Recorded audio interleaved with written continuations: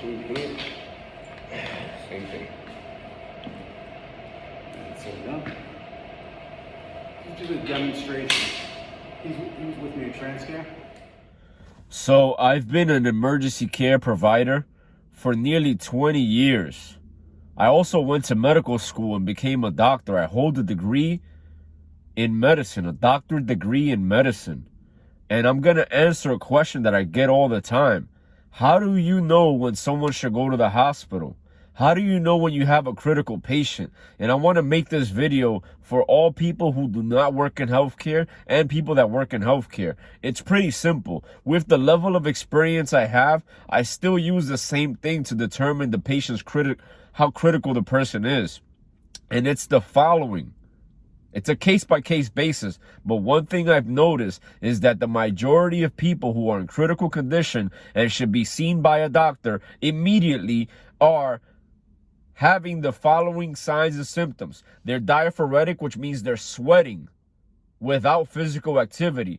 If you have a person who looks like they just ran a marathon and they've been sitting down at home eating chips, then that's a person that you need to take to the hospital.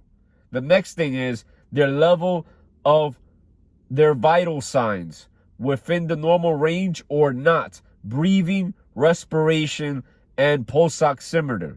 Usually, a person who's sweating, pale, and cool is also having a hard time breathing, is also having a fluctuation that's beyond normal in their blood pressure.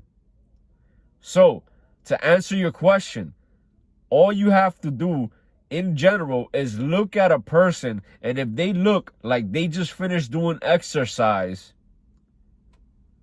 and they just don't look good, that's the answer. It's pretty simple. So all you EMTs and paramedics, you want to know something that a person cannot fake, something that will determine on whether or not your patient is truly, really critical and they need a notification.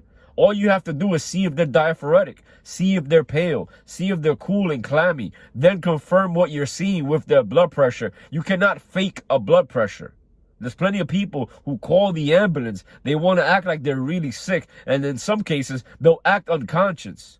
And they'll act like they're having a seizure. And they'll trick you into giving them a medication. But there's something that you cannot fake from my understanding.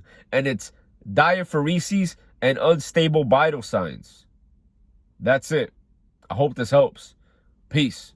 Hey, yo, you taking it easy like shit is sweet out this motherfucker. Check it out, man. Every second that passes, we get closer to our death. You only get one shot at this shit, and you taking your time, procrastinating, leaving for tomorrow what should be done today. What the fuck is wrong with you, bro? Get to work, man. Get to work ASAP, as soon as possible. Why? Because tomorrow ain't guaranteed, bro. How you want to go out? You want to go out as a low-level motherfucker who ain't do shit? Or you rather go out as a motherfucker who tried his best every second that he could? Think about it, man. Shit ain't sweet. Life is short. Get to work, bro. Stop leaving for tomorrow what could be done today.